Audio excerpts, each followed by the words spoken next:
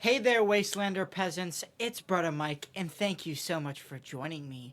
Today, we're going to do a bit of a different video.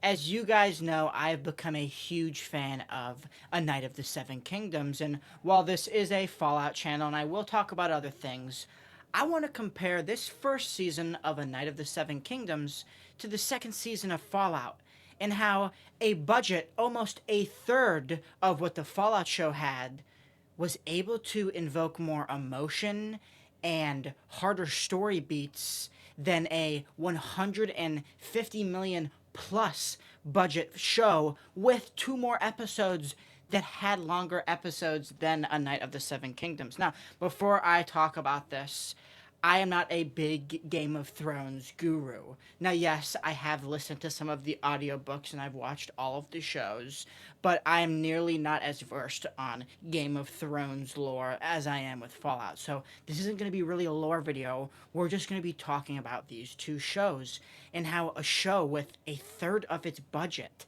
is able to outshine the Fallout show on every single plane. And yes, they're two varying different genres, but they're still fantasy at the end of the day, sci-fi fantasy.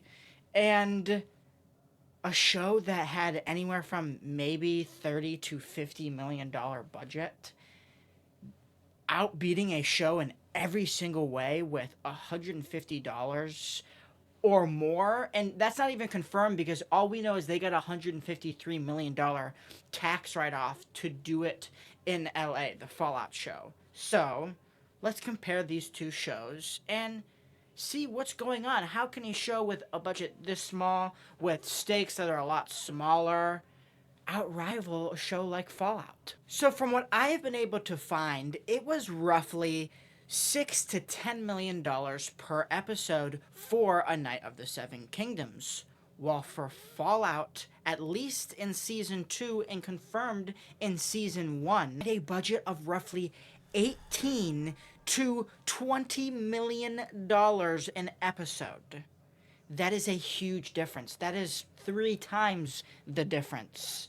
Even more. How's it hanging? So, how is it able to outshine it? Now, yes, Fallout has all these grand spectacles, all these grand sets, but they literally built a whole How's it hanging? jousting tournament from the ground up for this show, and then not only delivered the best live action medieval combat that has ever been shown in any form of cinema or even game wise. I mean, those fights felt real. You were on the edge of your seat for this latest episode, episode five's fight, and there's only 6 episodes of this season.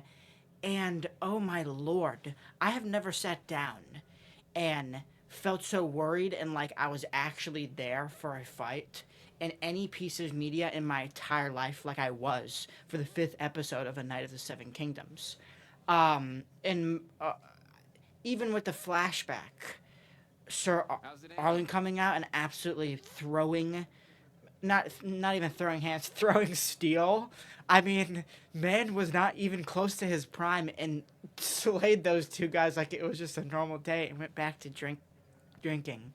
I, I, I don't know. There's not a single moment of downtime within this series, and I think it's because every single second is used up wisely. But when you look at Fallout, they're cutting away to different storylines so fast. And maybe it's because they're really only focusing on one storyline in A Knight of the Seven Kingdoms. Yes, there's tiny side plots, but they don't go anywhere. Like with the Fallout show, How's it where its hanging? main season has 5 to 6 different stories going at once, and is still roughly the same amount of time How's it that the hanging? Night of the Seven episodes are. So what gives? Is it just the storylines that allow them not to, rely on these personal moments so much compared to how in Fallout it's more of, yes, there's these personal moments, but it's these spectacles. It's this huge vault underneath Vegas. It's the destroyed Vegas ruins. If it's not that, it's the armor. It's the death claws. But with this, it's Duncan and Egg and their relationship, and how are we even sure if Dunk is really even a knight? And what are the consequences of Baelor dying in episode 5. Now, of course, we know what happens with the books and such, and with the Fallout show, we don't, which could really be that deciding factor between how is one.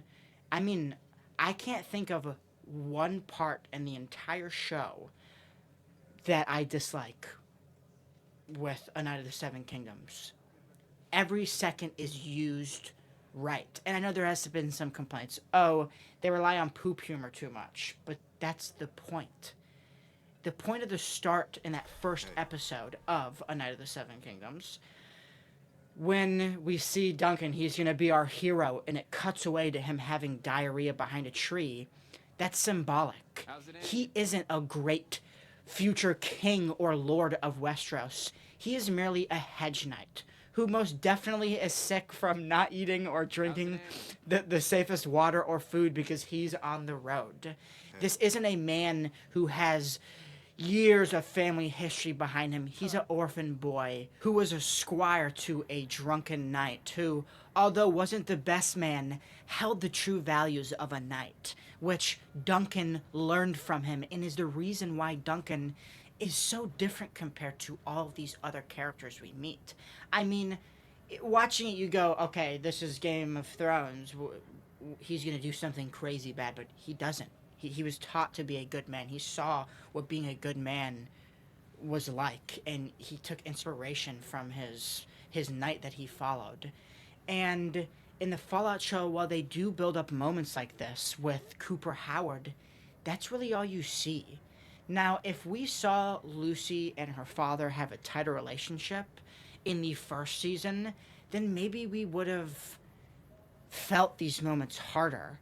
But I was able to predict everything that was going to happen in Fallout Season 2. And I don't think that should be something I should be happy about. That I was able to just go, oh, that's going to happen because this is obviously where the plot's going. There's books out with solidified endings, and during this 5th episode, you think Duncan is going to die every single second. The fight starts and he takes... Oh my god, you're literally like, oh, bro's a goner. How is he going to survive this? I know there's more books with him in it after this, but how is he going to survive this? And you go, oh, they're not going to kill off Lucy, the Ghoul, Cooper, Maximus. They need them for the next few seasons. We know they want to do at least 6, so nothing bad is going to happen to them. We're just watching the places that we like be destroyed, which can be shown because, now, this isn't to do with this video, but if you look at, like, a House of Dragons and how they focus on these spectacles more than these character-to-character moments in these relationships and these dramas that happen, and how something little could lead to something big, and that you don't need a huge dragon or a huge robot or power armor to convey a story.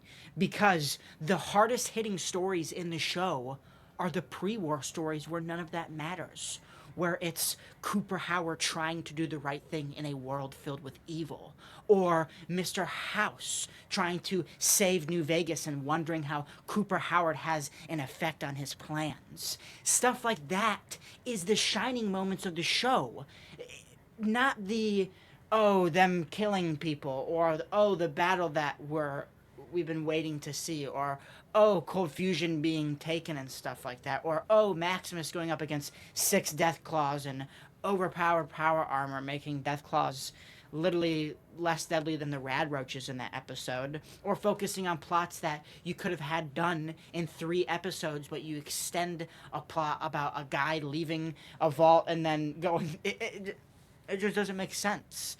And I wish we had more of A Night of the Seven Kingdoms. I do not want to wait.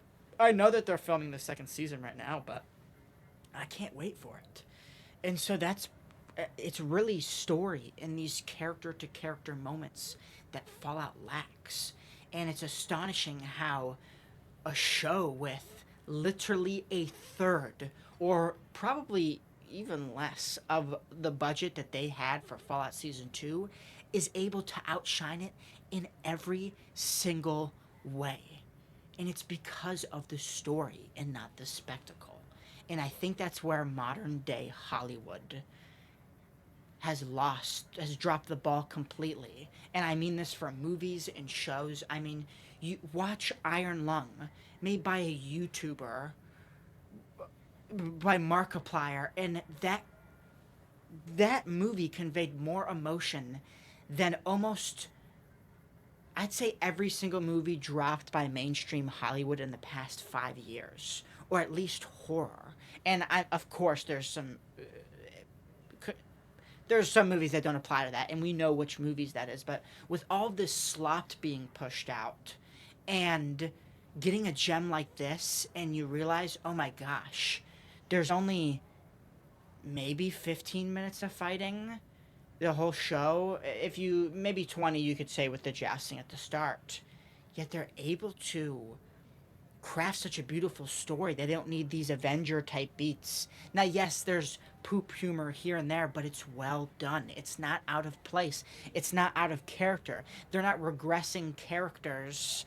Now, we don't know. We don't know what they're going to do with season 2, and they could fall into the same trap that Fallout season 2 has, where you dumb certain characters down. You make the plot more convoluted, so you show more, but you get less. And so, honestly, A Night of the Seven Kingdoms is and will be the best show to come out this year for sure. And it has by far beaten Fallout. And if you guys want to see me go into A Night of the Seven Kingdoms, let me know. I'm kind of trying something different with this video. Now, yes, I'm not abandoning Fallout and lore videos and theory videos. I have lots of videos I want to do and stuff that I'm working on in the background.